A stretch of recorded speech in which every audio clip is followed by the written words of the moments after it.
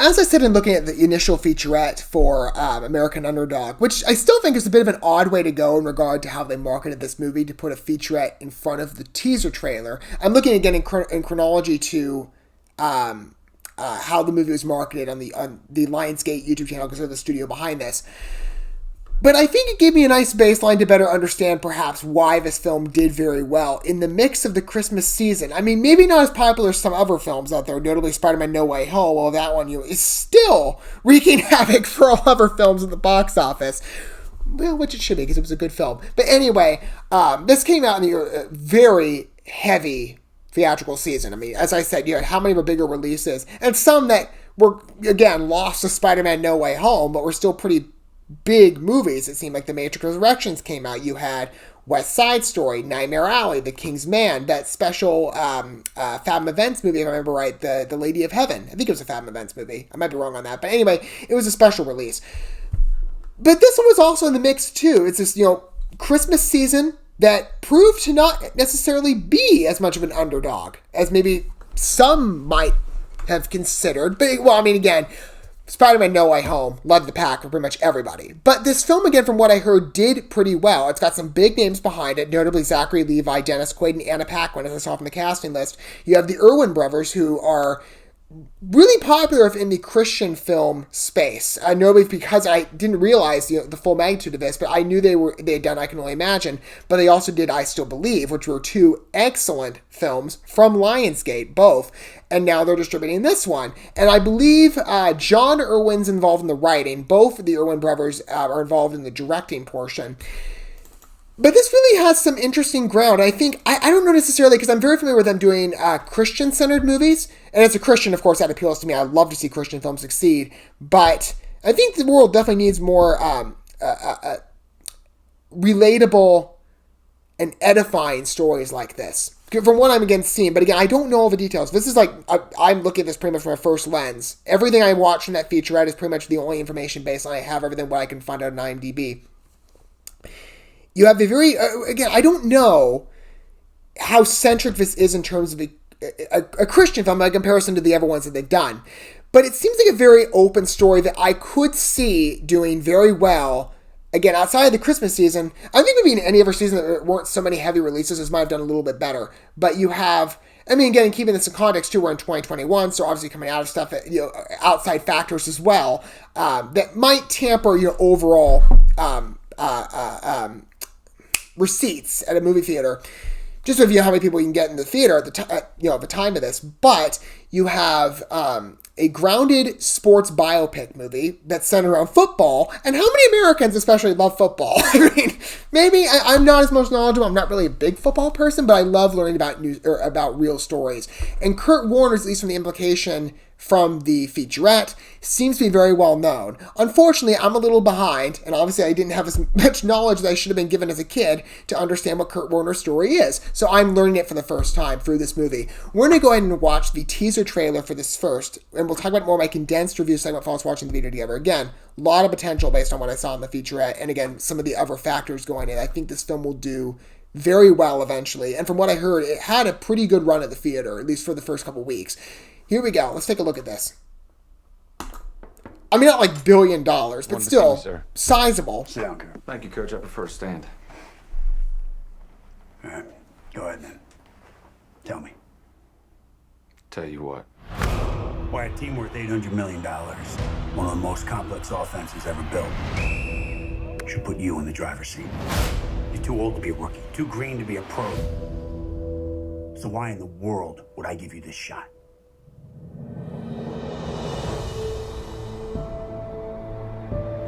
Synopsis says that Kurt Warner came from a retail world when he was younger. I relate to that.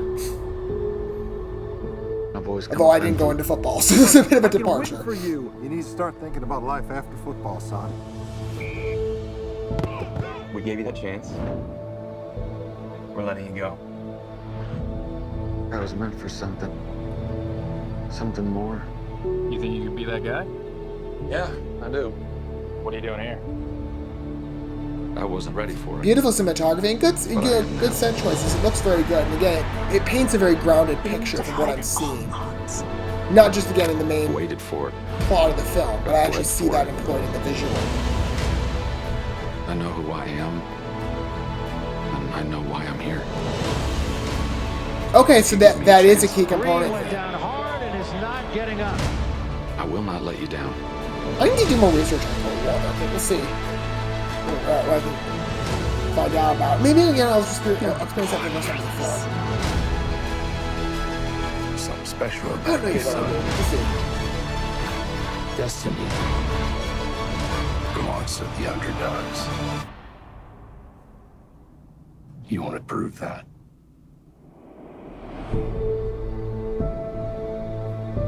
Looks like a good movie. Maybe I'll take the approach to this I did. I Can Only Imagine, because that was similar. Well, did I know about? Because I'm thinking in terms of the past releases to compare here. I knew some things about, like, I Still Believe, of Jeremy Camp's story. If you're not familiar with that movie, again, it's another one of the Owen Brothers productions, as I already stated previously, and that one centered around leading Christian singer Jeremy Camp. In his background, I think I knew a couple elements to that going in, though. I knew a little more there than I did. I don't think I knew anything going into I Can Only Imagine. I think that was also a fresh watch for me, and I know I think there was a companion book that was released with that, or maybe in advance of it. Maybe re-released for the film, just to match it up, but as a supplemental. Yeah.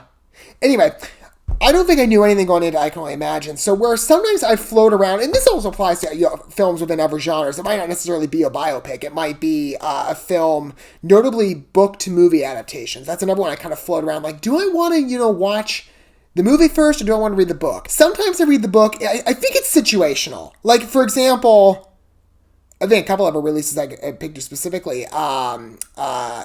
Hillbilly Elegy. I haven't seen the movie yet, but I read the book in advance of it, and even covering the trailer too, to better understand the foundation of it going in, so I can understand the story more than just looking at a synopsis. But for example, Dune. I'd never read the Dune books, and I went to see the movie first.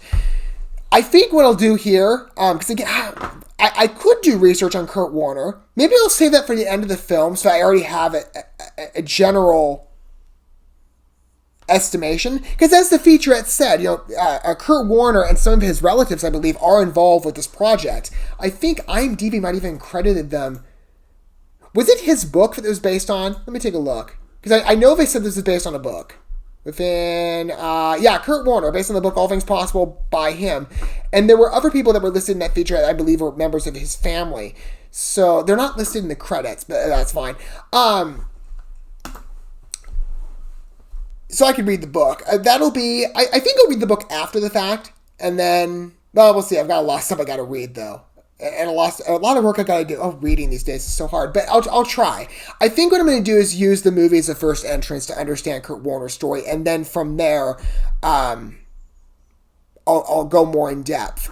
But it does seem, as I said, the Irwin brothers are familiar with faith-based content. And to mention that deliberately within the synopsis, and again, I imagine this paints, for those of you who are familiar with Kurt Warner's story better than myself, this, that's you probably already knew that going in, but they say specifically faith made him a champion. It really is cool to see. I mean, I haven't liked every Lionsgate picture that I've seen, but a lot of them I have. And again, I've loved covering Lionsgate as a studio. There's some very high quality stuff, but it is cool to see a major studio like Lionsgate covering faith-based content. And it's, I don't necessarily, it's a bit of a growing industry. I think there's definitely a market for it. Not just among, churches and Christians like myself. I think you have a world right now, too, that is looking for very hopeful and inspirational stories. And I think this one could easily, as I said, garner up a whole bunch of traffic, because you've got a sports biopic set in the football world starring Kurt Warner, and probably a lot of people know that name. Again, this is the first introduction for me, but, and maybe for you, I don't know, but perhaps for many other people, this is a familiar story, and they're excited to see perhaps that depicted with very well-known cast members, including Dennis Quaid, who, as I said, is no stranger to Erwin Brothers releases, and he did such a good job, and I can only imagine. I love the guy, and I cannot wait to see him here, as well as, Zachary Levi and Anna Paquin. What are your guys' thoughts with the first teaser trailer? I'm going to look at the trailer in a minute. Maybe now it's a bit longer, so we'll probably paint some more newer stuff as well. But I'm excited to see it. I will definitely check it out. I don't know if yet it'll be in the theater or maybe on DVD, on streaming, if it goes anywhere on streaming. I don't know. We'll see. But I will at some point definitely give it a look, like I have, past Erwin Brothers releases, and I've always been impressed. They're very well-made movies. Let me know what your thoughts are down below. Don't forget all the good stuff, like, subscribe to the sharing that bell, until we get to watch more, perhaps. Well, of course, I'm going to look at the one trailer in a second, the newer one for American Underdog.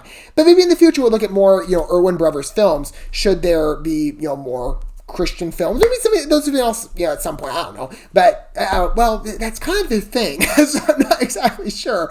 They might not, skate too far outside of that, but I'm sure they'll probably make more movies in the future, with other people's and their stories. Until we get to watch more of their efforts or something completely, outside of that. I will see you guys at whatever point that happens to be. But for now, thanks for watching this video. I love you guys. Don't forget to love yourselves, your fellow man. God bless and peace.